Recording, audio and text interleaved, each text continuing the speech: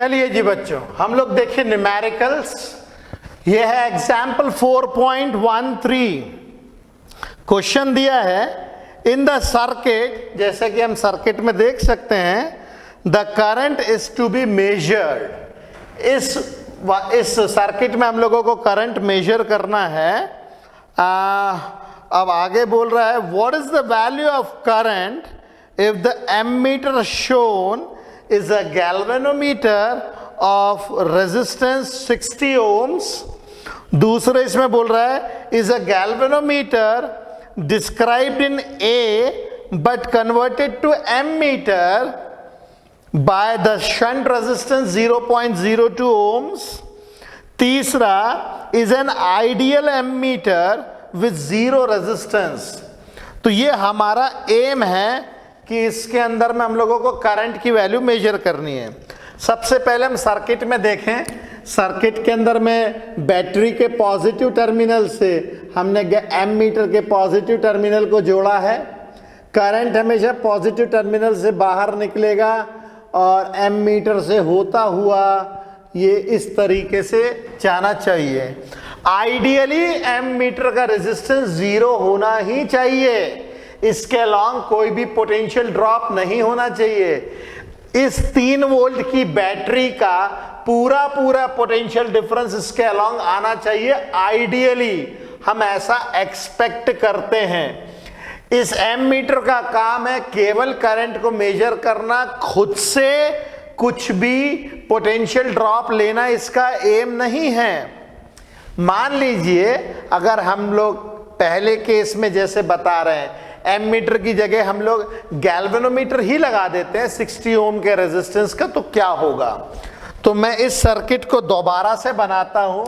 ए वाले पार्ट के लिए हम लोग क्या करते हैं, ये जो 3 वोल्ट की बैटरी है, ये मैंने 3 वोल्ट की बैटरी ली और इस रेजिस्टेंस को मैं यहां से यहां पास कर देता हूं। ये मैंने पास कर दिया और गैल्वेनोमीटर का जो रेजिस्टेंस है 60 ओम्स, ये मैंने यहाँ पे रख दिया। ये गैल्वेनोमीटर का 60 ओम्स है, ये 3 ओम्स, ये 60 ओम्स और ये 3 वोल्ट। एक्चुअल में ये एमीटर ही है, जो हम लोग गैल्वेनोमीटर को एमीटर कन्वर्ट करना नहीं कर पाए। हम लोग गैल्वेनोमीटर जो है वो एमीटर में कन्वर्ट नहीं हुआ और अब हम लोग को मेजर करना है इसमें से करंट कितना निकलता है, ये आई करंट कितना होता है, ये हम लोगों को मेजर करना है। तो अब आप देख सकते हैं दोनों सीरीज में लगे हुए हैं। अगर मैं इसको यहां से उठा के यहां पे लगा दूं तो सर्किट के तो सेहत पे कुछ फर्क नहीं पड़ेगा, मगर यहां पे क्लियरली दिख रहा है कि ये सीरीज में है।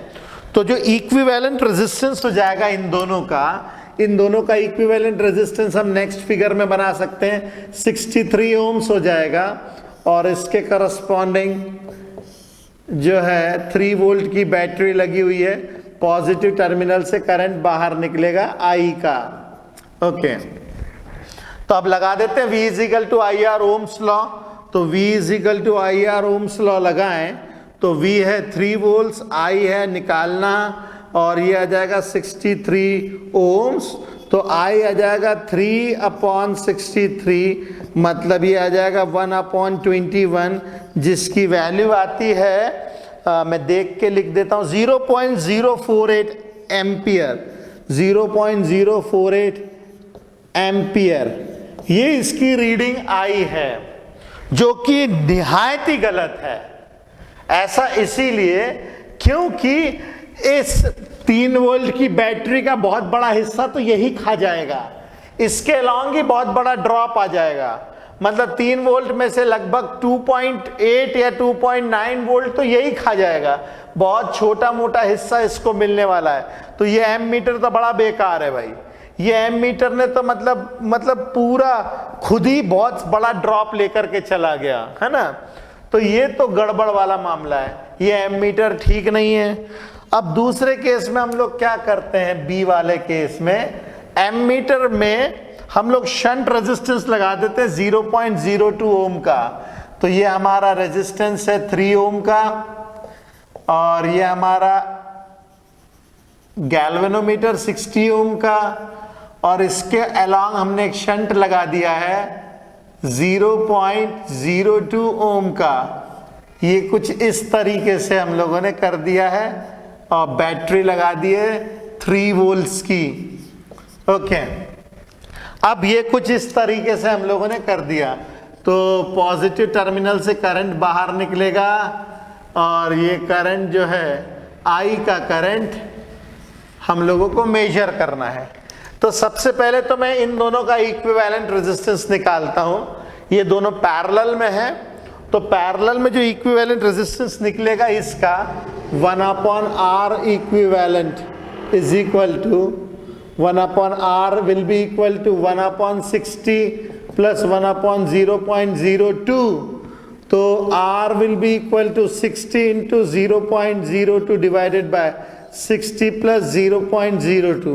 अब देखिए 0.02 एक बहुत बहुत छोटी वैल्यू है और इसको 60 के साथ हम लोग ऐड करेंगे।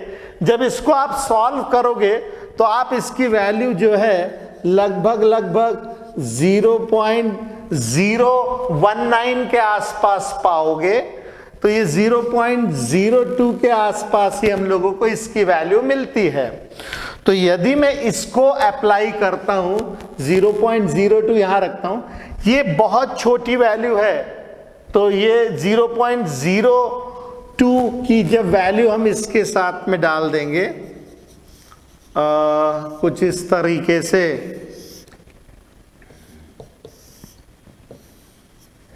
तो 3 वोल्ट की बैटरी, ये 3 ओम्स, ये 0.02 ओम्स, और ये जो करंट हमारा निकल रहा है पॉजिटिव टर्मिनल से, ये करंट जो है वापस से जाएगा आई का। ये दोनों सीरीज में लगे हुए हैं, तो इनका जो इक्विवेलेंट हो जाएगा 3.02 हो जाएगा, और 3.02 ओम्स, ये 3 वोल्ट की बैटरी, पॉजिटिव टर्मिनल से करंट बाहर निकला और इसी करंट को हम लोगों को मेजर करना है।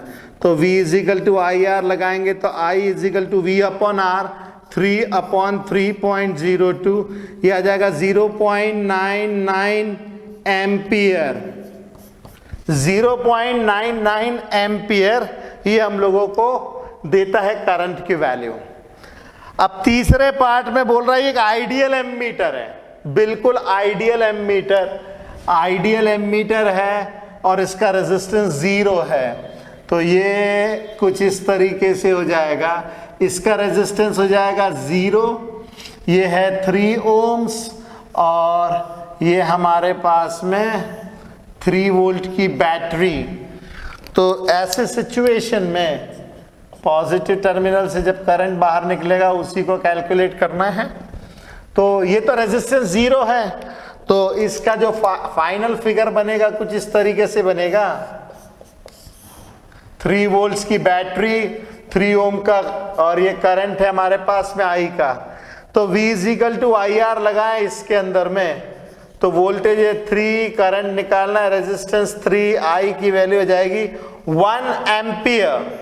और ये एग्जैक्ट आंसर है। हम लोग हमेशा से एमीटर का रेजिस्टेंस 0 लेकर के चलते थे, मगर आप यदि कंपेयर करें तो इस वाले आंसर में और इस वाले आंसर में कुछ खासा अंतर नहीं है, बहुत ज्यादा डिफरेंस नहीं है, बहुत छोटा सा डिफरेंस है, इसीलिए ये प्रेफरेबल है। और ये तो आइडियल सिचुएशन है, देखिए ऐसा तो कभी हो सकता नहीं है। हाँ, मगर हम लोग इसको 0.02 ओम की जगह और छोटा रेजिस्टेंस कर देते, शंट रेजिस्टेंस 0.01 कर देते, 0.001 कर देते, तो इसमें और नजदीक पहुंच जाते हम लोग आंसर के। तो इन सब में ये केस आइडियल है। ये केस तो आपका बैटरी का वोल्टेज ड्रॉप ही खा गया, तो ये दो तो हो नहीं सकते, मगर ये सबसे बिल्कुल पिक्यूलियर केस है जिसके अंदर में हम लोगों ने नॉर्मल से गैल्वेनोमीटर को एमीटर में कन्वर्ट किया है शंट रेजिस्टेंस लगा करके। ओके, तो आई होप ये समझ में आया होगा। आप इसे फटाफट कीजिए, फिर हम नेक्स्ट क्वेश्चंस पे चलते हैं।